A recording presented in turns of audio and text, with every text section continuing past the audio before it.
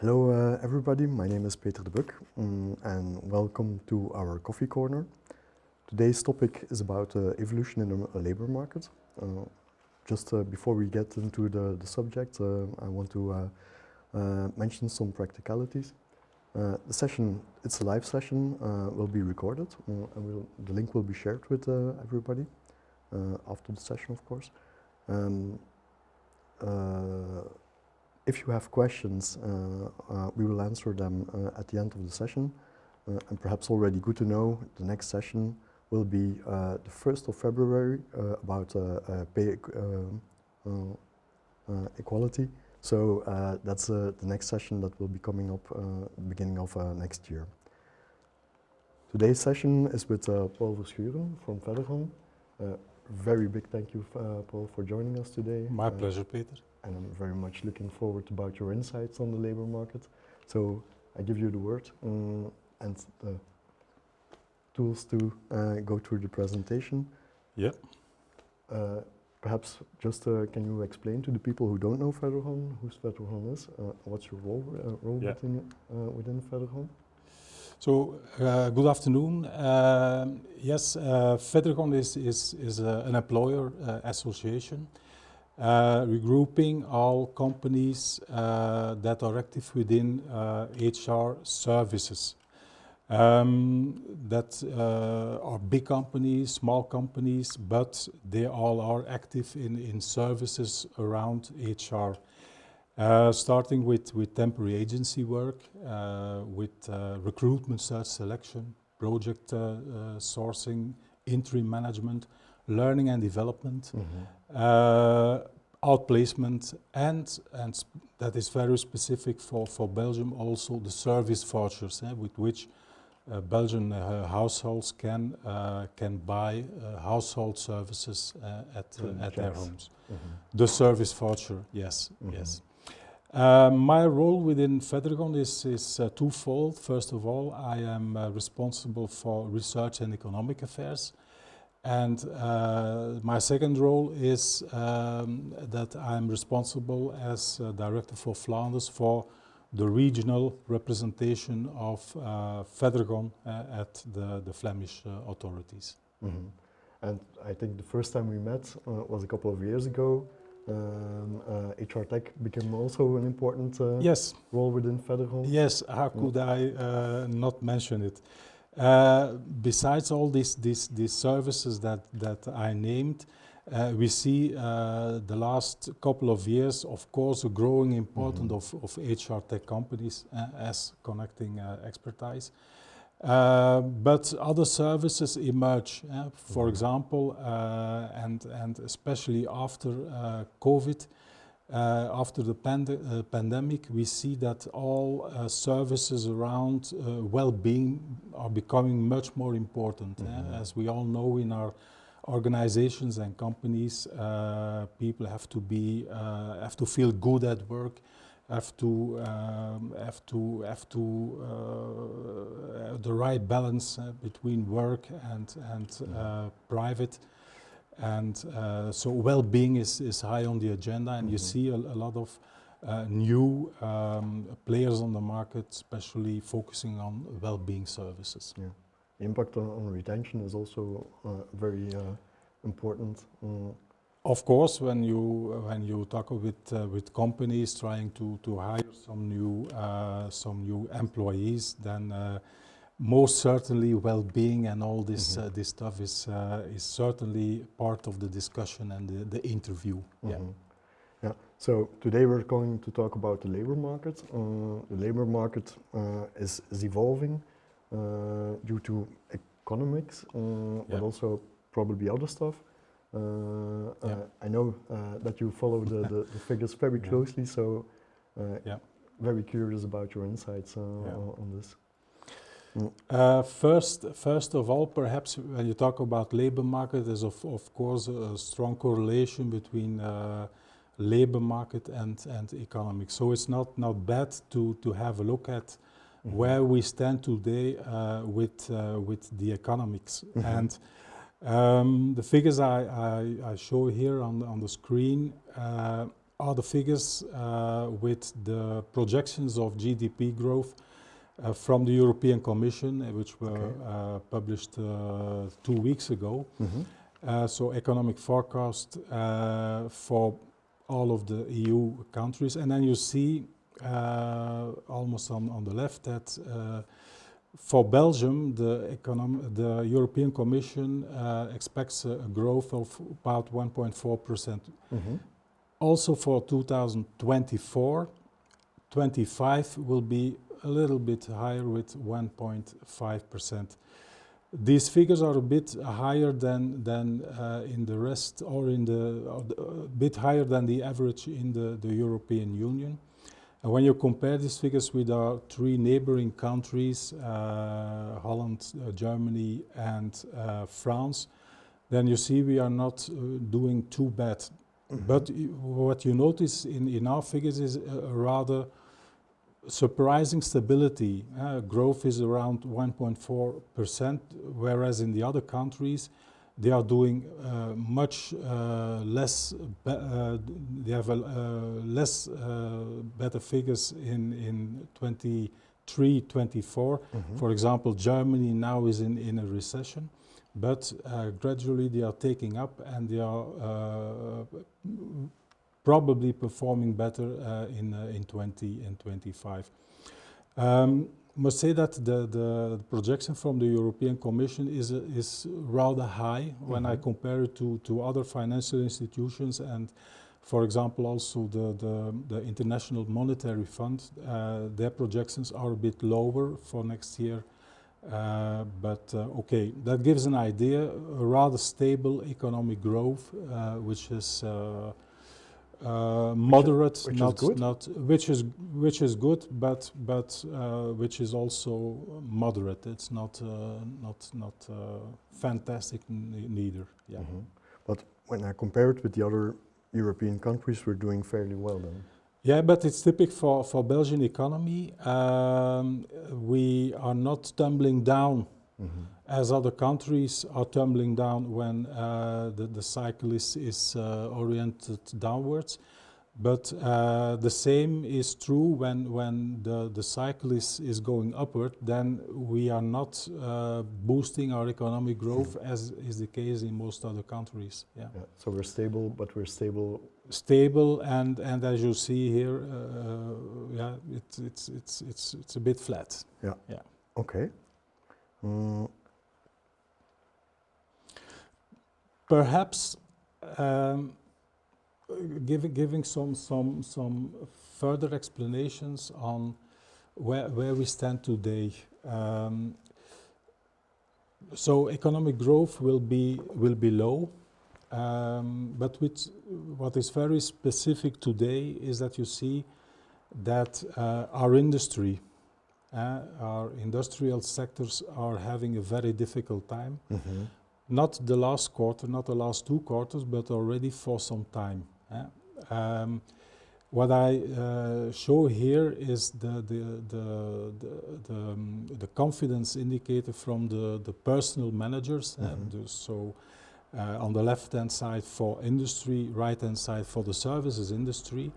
And then you see that every figure below the red line, below 50, means that we are in a kind of contraction of the economy. So you see for the Eurozone, because these are figures for the Eurozone, industry today is having a real difficult time and is in a contraction scenario. For the services industry, it looks better. It looks a little bit better, but okay. We see now today also that they are facing some troubles. Also, they found themselves at a level below 50, which means that they are also in a kind of recession mode. So the outlook here is not too good. Yeah. What's surprising me is that we're talking about a war for talent. We're going more in detail about that further in the presentation, I think. Yeah.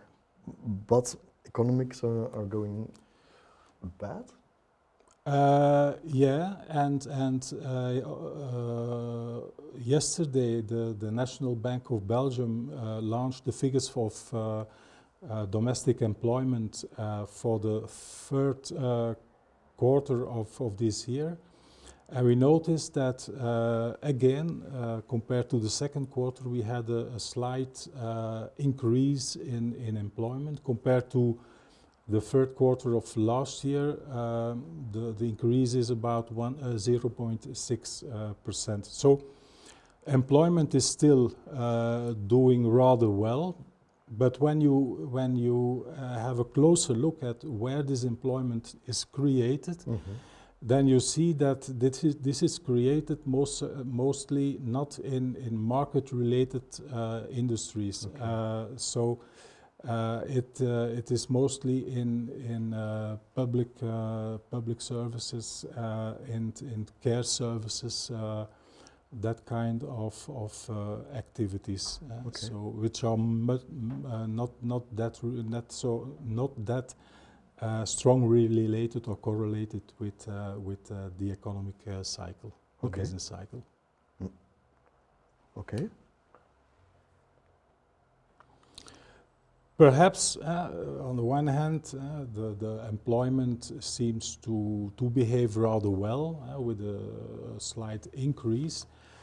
Same for the unemployment rate. A question we have on a regular basis from our member companies is, okay, if economy is doing less well, will this have a consequence on the number of job seekers? Because we all know we come from a period in which it was very difficult finding the right candidates. Scarcity on the labor market was a bit the issue of the last years and will be the issue for the years to come.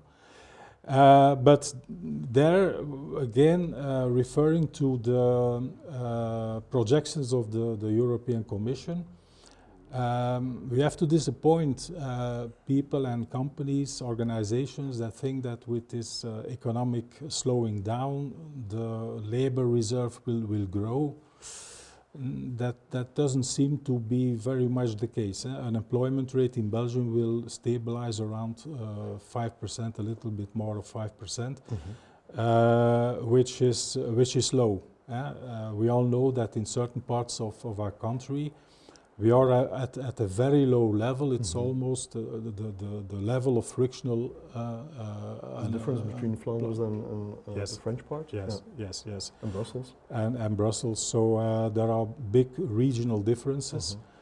But the idea and the sentiment is that even in the regions with a higher unemployment rate, the labor market remains scarce. Perhaps this is more because of a qualitative mismatch of the job seekers available than in some parts where the number of candidates is so low that it is almost impossible to fill in a vacancy. But you see the unemployment rate remains almost flat, like our economic growth. Again, here I think the picture is about the same in every country. There is no country in Europe where you see a big rise or a big fall of unemployment in the next 2 years. So we all have the same problem in Europe, scarce labor markets because of the demographics that today impact our economies and our labor markets. Yeah. One of the things that I hear in the market is that we need to go abroad to find talent. But if I look at the figures, it's a solution probably from certain countries like Greece, Spain, but other nearby countries are not doing so different. Finding candidates abroad through labor migration is, I think, a policy that a lot of countries around us, our neighboring countries, Holland, Germany, are building policies around, but yeah, Everybody is doing the same. everybody basically. is doing the same. Just to give you a figure, we do not have to have the idea that labor migration is the solution for our labor markets. For example, in Flanders, we had about 10,000 new entrants from outside the European Union coming to our labor market through labor migration. Last year. Okay.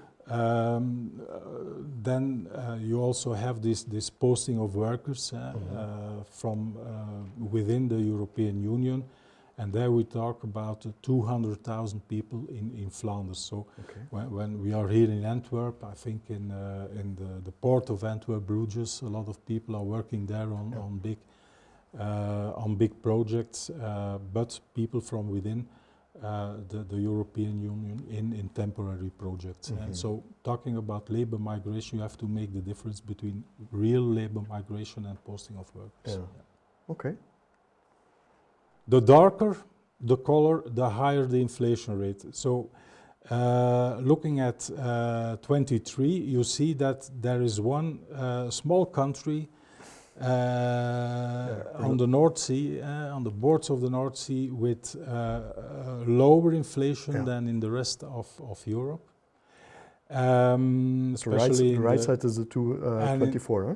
At the right side, 24, you see the opposite. Yeah. So you see that now in Belgium, inflation rate will be approximately 2.4% in 23, and will rise again to a bit more than 4% in 24, which is exactly the opposite than in the other European countries. Yes. What causes the differences between us and the rest of Europe? Yeah,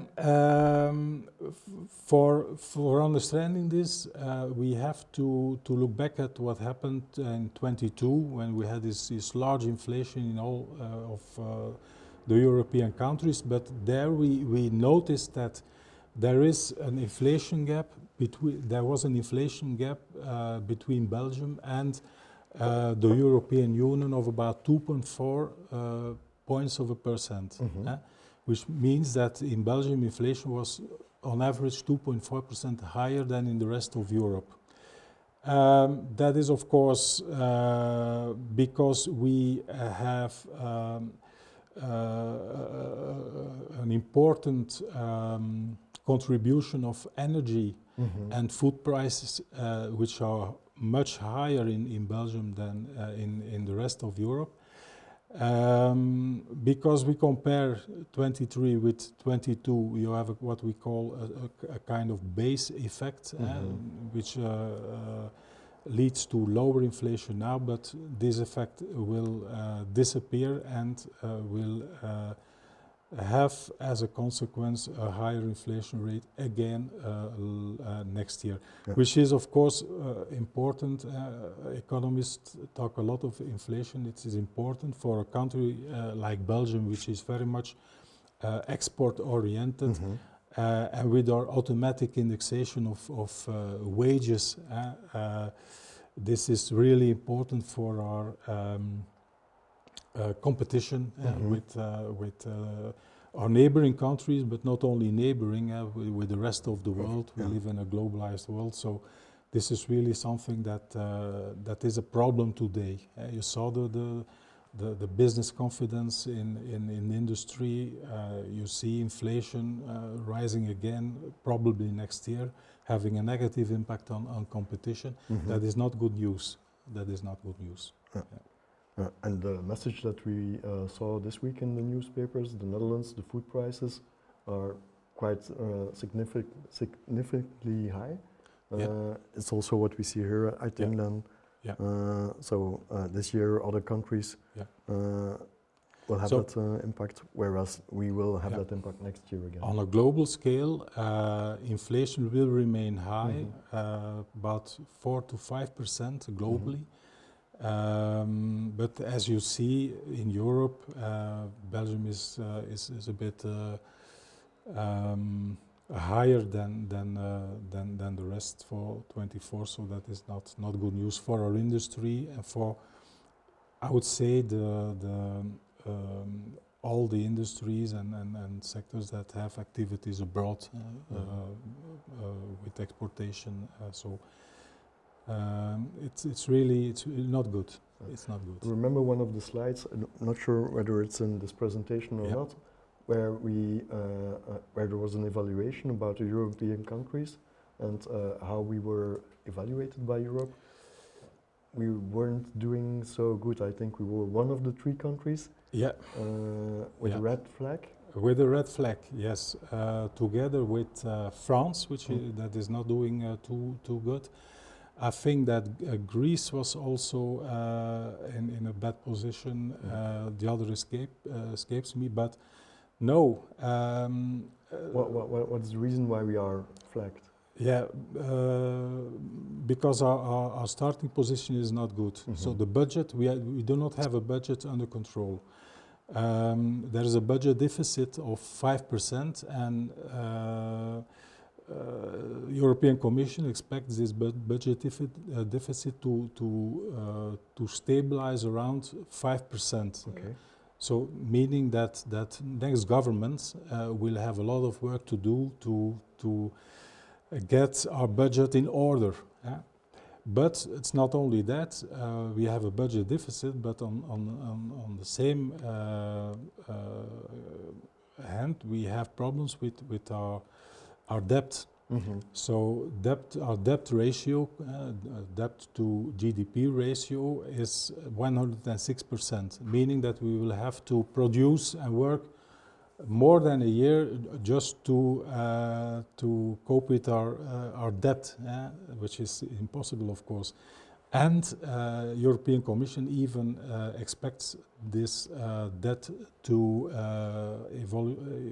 evolve towards 108% of GDP in 25. So the outlook is not too good, and that's why we are on the bench. And perhaps we will be fined by Europe, which will even have a more negative impact on our budget, because that's not good. So next governments will have a lot of work to do. It will be an interesting time for the elections. Yes, interesting but difficult, because we are living above what we can afford. That's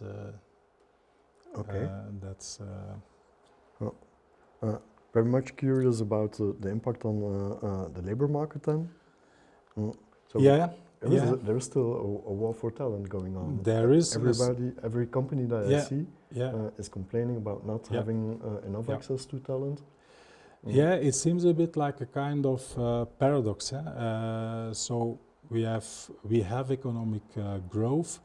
We see that unemployment rate is rather stable and will not evolve too much in the next coming years. But every company, organization that you speak to complains about not finding the right candidates.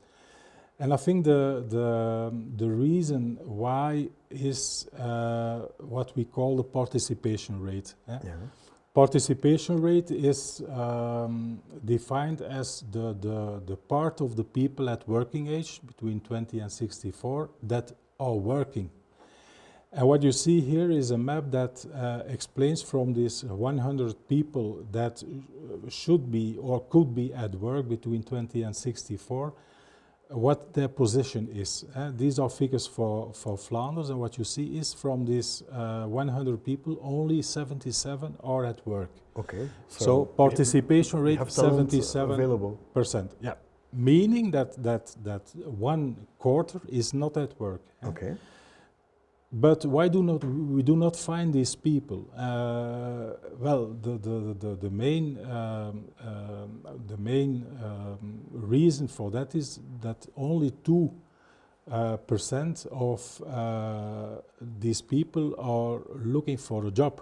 Okay. So when you talk about job seekers, the unemployed with unemployment benefits, But only 2% are really available in a short time for the labor market. Problem is that the biggest part of people not at work are what we call inactive.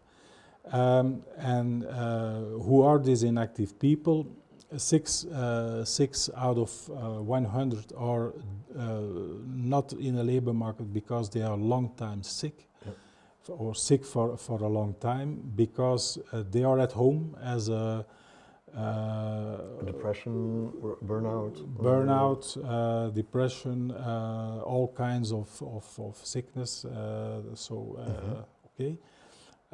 Which is a very high number when you translate this to the number of people. We talk about 550,000 people in Belgium which are not on the labor market because of sickness, illness. Yes. It's a huge talent pool that is not available. That is not available today. So that's the biggest, one of the biggest problems. Mm-hmm. You also see that students, okay, when people are at school, at university, they are available for the labor market, but not, of course, full time. Else they would not be students. Yeah. So participation rate only 77% in Flanders are working. Which means that one out of four is not working, mm-hmm. and a big part of these people are in long-term unavailability. Unavailability. Yeah. So I remember one of the sessions of Federgon a couple of months ago, where the shift between long-term unavailability and people looking for work was made. But I think it's almost a year ago, and now I see the figures even further evolving. Yeah. So it will be key to find solutions, probably how to reintegrate those people in the market. Yeah. That will be crucial if we want to keep our social security alive. We have to work with more people. And as you see, we have more long-term unavailable people because of illness than we have unemployed. Yeah. So that does only mean that we have to try to get these people again to the labor market, because if we do not try to do this, then it seems to become even a bigger problem. Yeah. But when talking about, and that's a bit this slide, why do we have such a low participation rate? Mm-hmm. Okay, that's what I explained in the previous slide. But the fact is that we combine this low participation rate, and I showed the figures for Flanders. We combine this with a high vacancy rate. And a high vacancy rate, what is a vacancy rate? That is, in fact, the number of vacancies that are open, that are not fulfilled, compared to all jobs available in the economy. And here you see something really, really strange, which is really a toxic cocktail. We have on the x-axis, the horizontal axis, this vacancy rate. Very high in Flanders? Very high in Flanders, above 5%, meaning that 5% of jobs is not fulfilled. This is huge compared to the European Union and to other countries. This is the highest vacancy rate on the map. Incredible.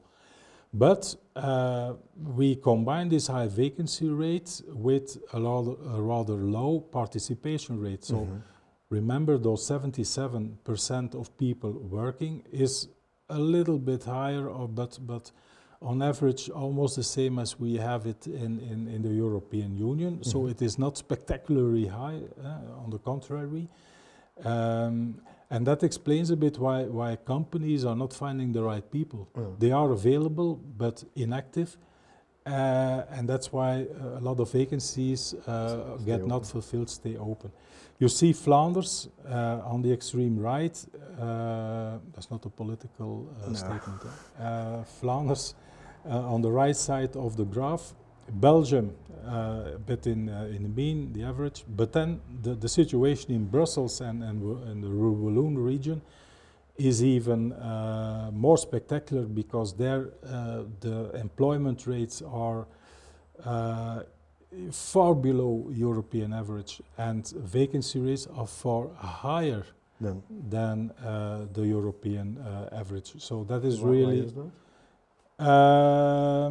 That is because labor market is not functioning well. I think in Brussels and Walloon region we have a lot of problems with work qualification. The available labor market reserves and candidates do not have always the right skills and competences for the vacancies that are open. That's one explanation, but the second, more important, is that our labor markets in general are not enough activating.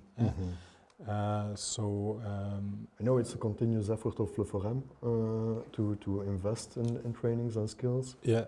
And they try to close the gap, but that's what they have to do, and that's really important, because you see on this picture the gap that has to be filled in order to just arrive at the European average. Perhaps it is good to mention that Flanders, but also the federal government in its declaration in the beginning of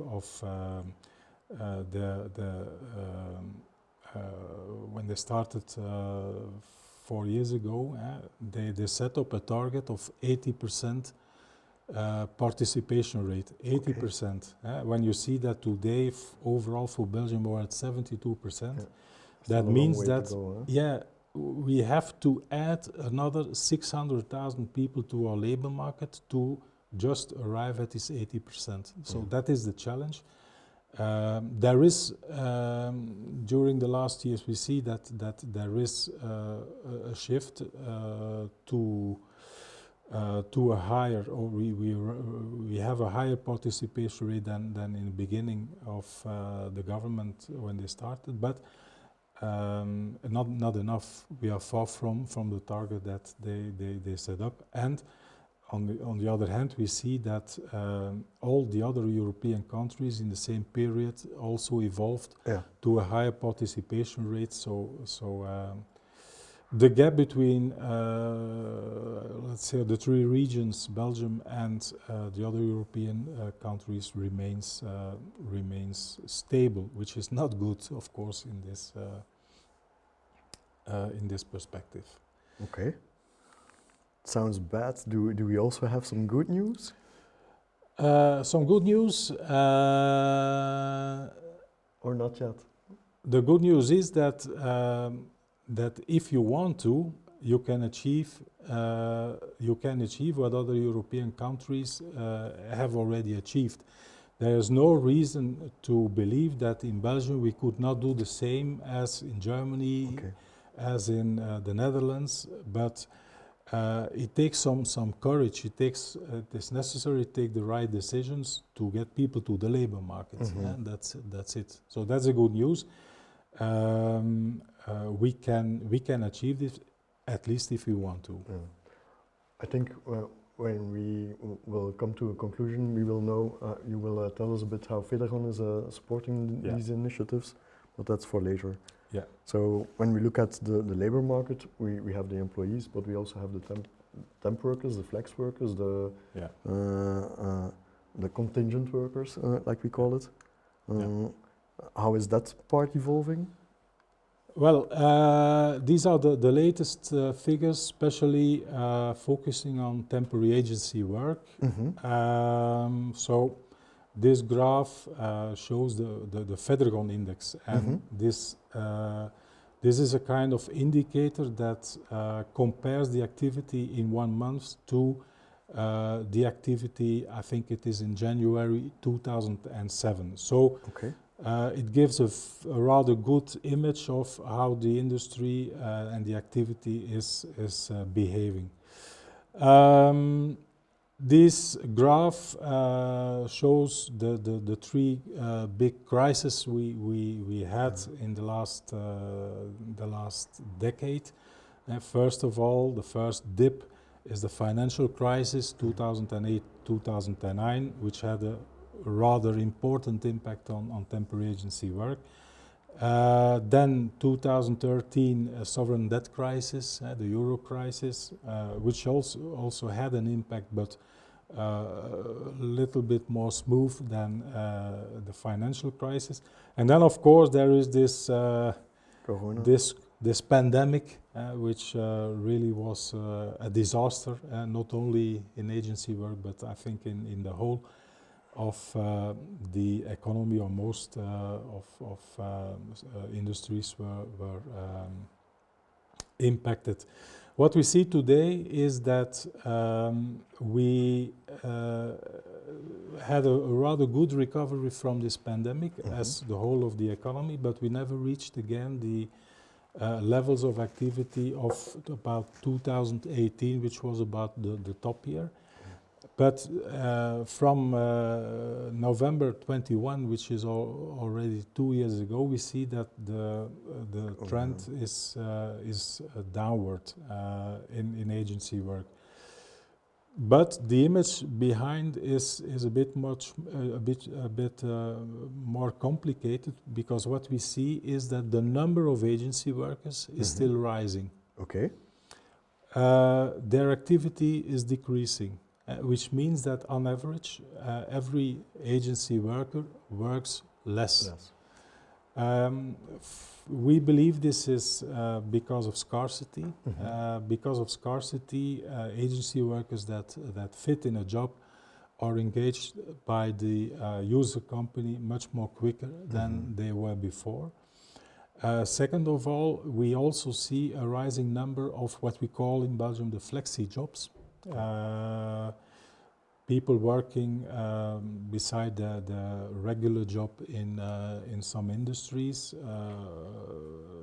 The law was adapted also for the flexi workers, and also for the job students. Yes, could do more hours. That's it. Also, the job students. Last year, for example, we had a little bit more than 300,000 job students working for a temporary agency company, so that is a lot. But on average, the number of hours worked per agency worker is dropping.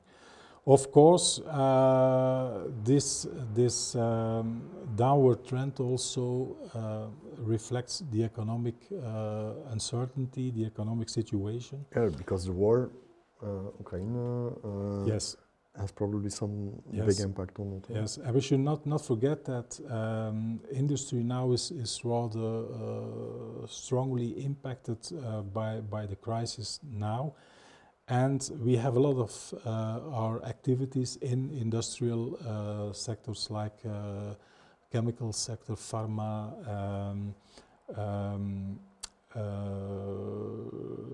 the wood, the construction sector, the technological industry. So all these now are strongly impacted, which also has an impact on temporary unemployment. Yeah. A lot of these industries now rely on temporary unemployment, as we see.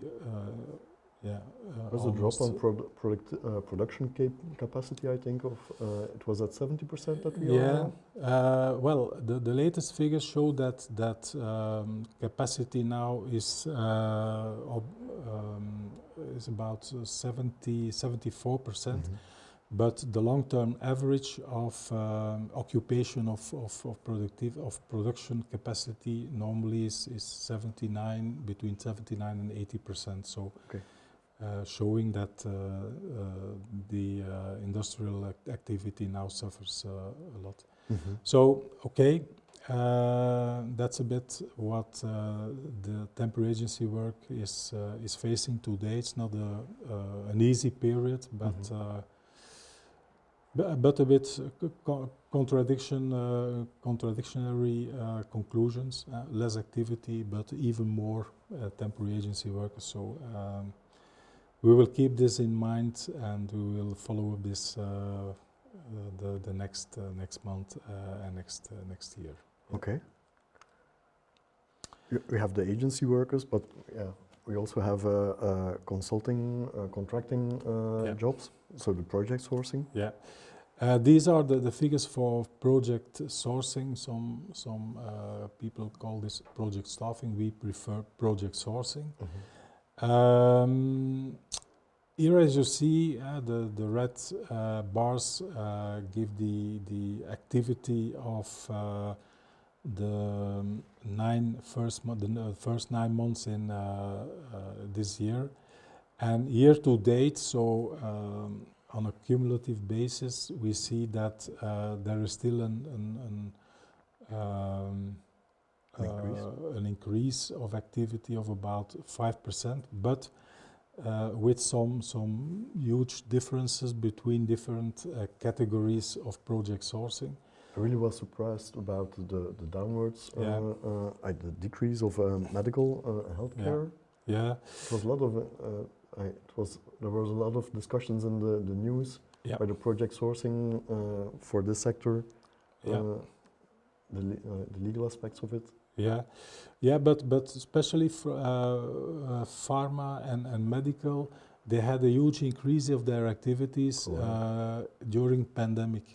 So we really saw a boost of project sourcing in pharmaceutical and medical sector. So it's probably a correction on that. And this is a correction to I would say, a rather normal level of activity. But overall, as you see, especially because a lot of this project sourcing is in a segment of specialist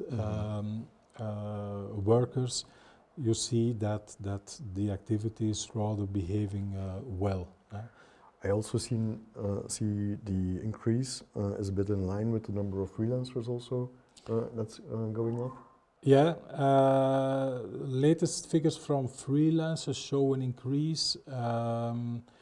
Last year, I think this is about 200,000 people working as a freelancer in Flanders. So 200,000. It's growing steadily. But you should not forget that employment is also growing. So the part of freelancers in the total employment is still is important. But it's not growing at the pace that some would expect. It's also probably something with the age pyramid. The older you get, or you become, the more expensive you become for companies, the more flexibility that you want. That's what we notice in for example, outplacement. When people are laid off when they are 50, 55, even older, then a lot of them re-enter the labor market as a freelancer. And you also see it in the categories where they are employed. It's in consulting services. It's in specialized work. Specialized work. Okay. So project sourcing behaving rather well. Same is the case for interim management. The blue line gives the evolution of the number of assignments. So it's a rather solid, robust indicator for activity. What we notice is that the activity did not suffer too much from the pandemic, had a rather impressive growth afterwards, and even in 23 there is still some growth. A lot of months we have some double-digit growth, so interim management activity also is behaving rather well. We see some evolutions that can explain this. First of all, the need of flexibility, the need of attracting the right kind of skill sets, competences for a short period of time. But we also see a shift from, I would say, the CEO level to, I would say, more middle management level. So the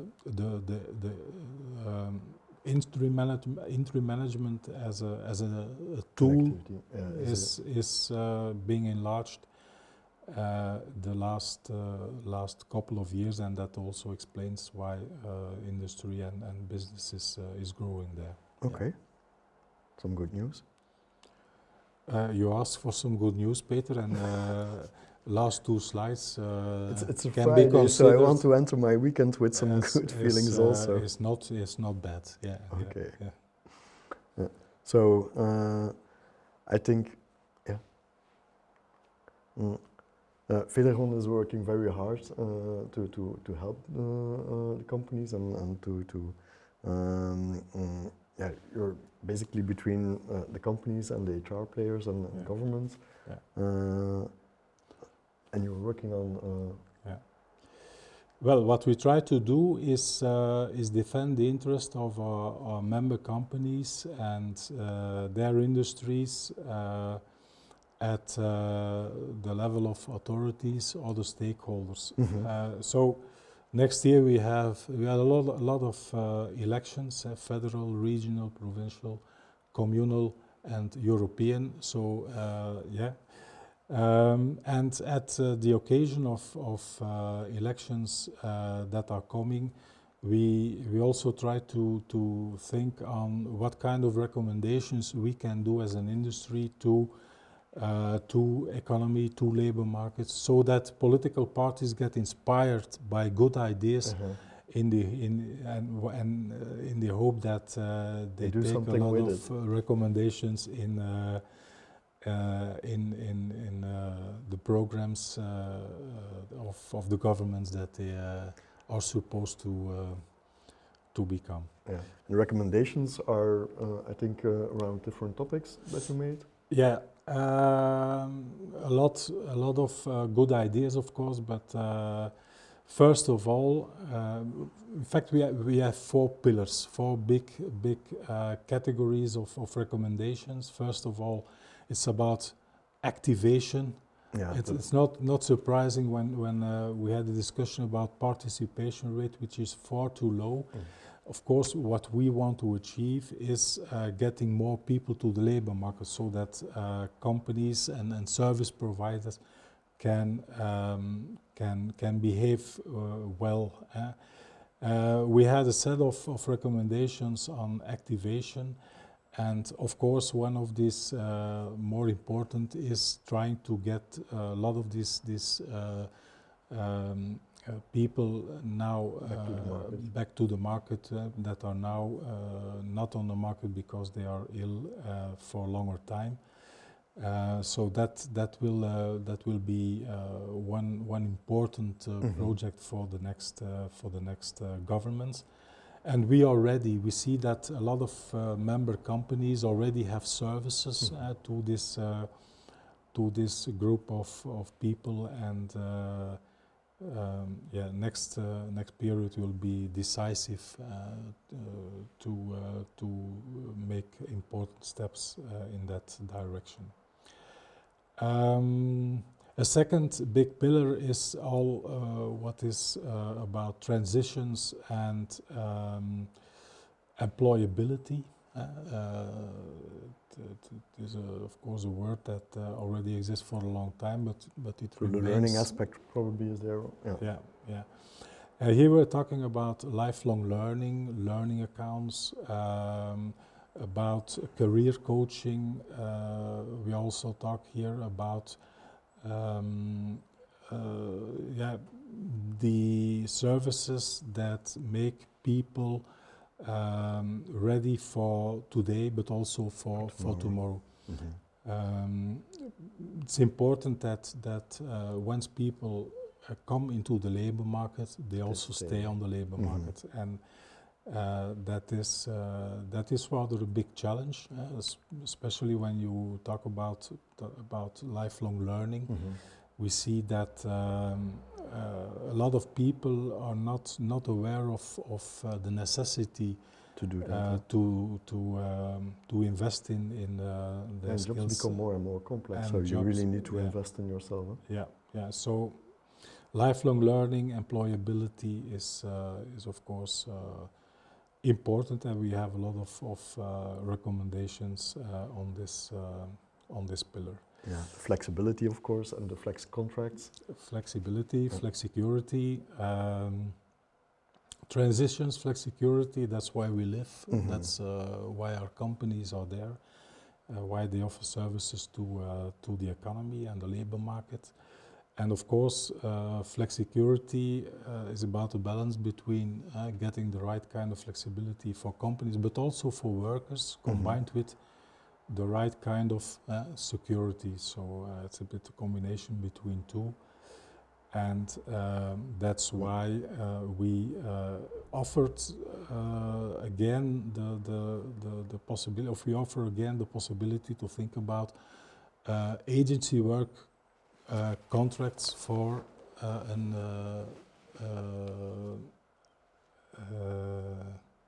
durée indéterminée. Yeah, so contracts for.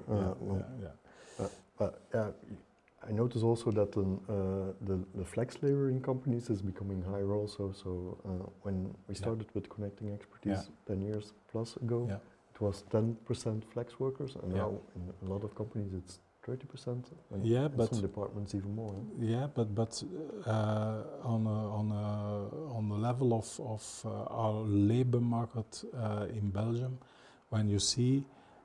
When you look at the number of temporary contracts, the percentage, the part of it remains stable. It's about 8-9%.